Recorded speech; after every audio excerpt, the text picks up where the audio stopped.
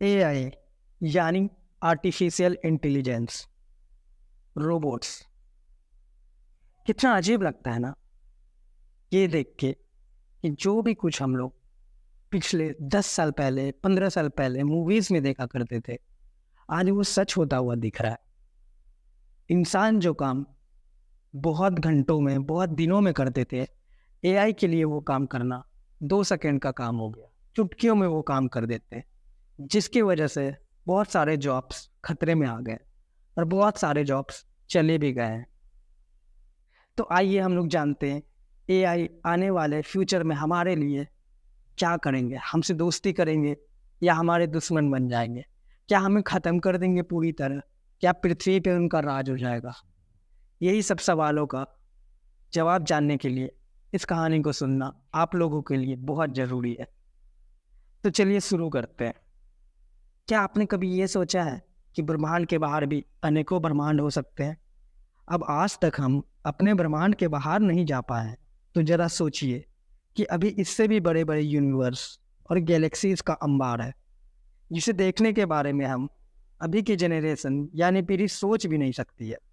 मगर ये भी सच है कि सोचा तो हमने कभी चांद पर जाने का भी नहीं था, पर फिर भी हम गए। तो जब बात सोचने की आती है, तो आपने कभी सोचा है कि हम कैसे पत्थरों और चट्टानों से बनी दुनिया के रहने वाले हैं?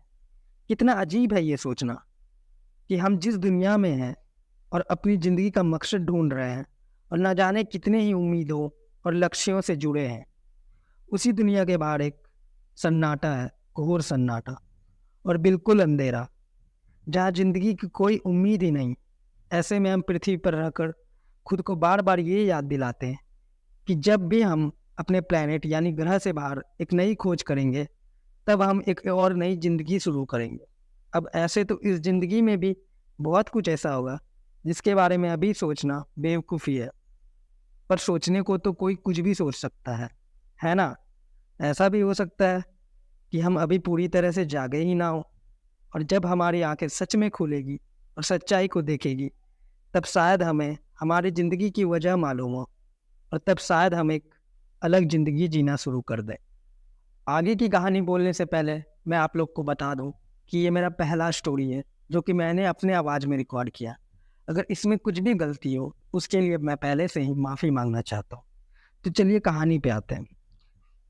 इससे पहले कि हम कुछ और जानें, सबसे पहले हम थोड़ी सी बात करते हैं पृथ्वी पर हमारी ज़िंदगी और उसके इतिहास के बारे में। तो क्या कभी आपके दिमाग में एक बात आई है कि हमें कैसे अपने यूनिवर्स, गैलेक्सी के बारे में पता चलना शुरू हुआ, और कब हमें पृथ्वी के बाहर भी ज़िंदगी होने का आभास हुआ?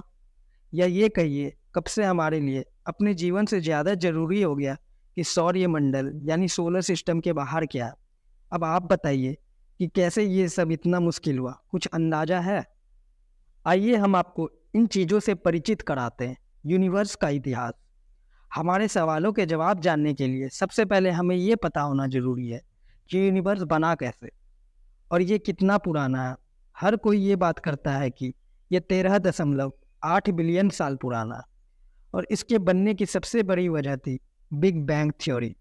ऐसा कहते हैं कि शुरुआत में पूरे यूनिवर्स में सिर्फ और सिर्फ रोशनी ही थी, और चारों ओर सूरज से भी ज़्यादा भभकता गर्म माहौल था। लेकिन समय के साथ ये बड़ा और ठंडा होता गया। जिस यूनिवर्स यानी ब्रह्मांड में पहले कुछ नहीं था, अब वहाँ काफ़ी सारी काम की चीज़ें ठोस बनने लगी थी। चारों तरफ एटम्स और इलेक्ट्रॉन के कण बिखरे हुए थे। लेकिन जैसे जैसे ब्रह्मांड ठंडा होने लगा, वैसे वैसे अंधेरा बढ़ता गया, और ये अंधेरा 100 मिलियन सालों से भी ज़्यादा समय तक रहा। वहीं इस अंधेरे के कारण ही धीरे धीरे गुरुत्वाकर्षण बल यानी ग्रेविटेशनल फोर्स एटम्स को हिलाने लगी, जिससे स्टार्स और गैलेक्सीज बनी, जिन्हें हम तारों और आकाशगंगा के नाम से भी जानते हैं। और थोड़ी समय बाद इन्हीं तारों के टूटने से प्लैनेट्स यानी ग्रह बने।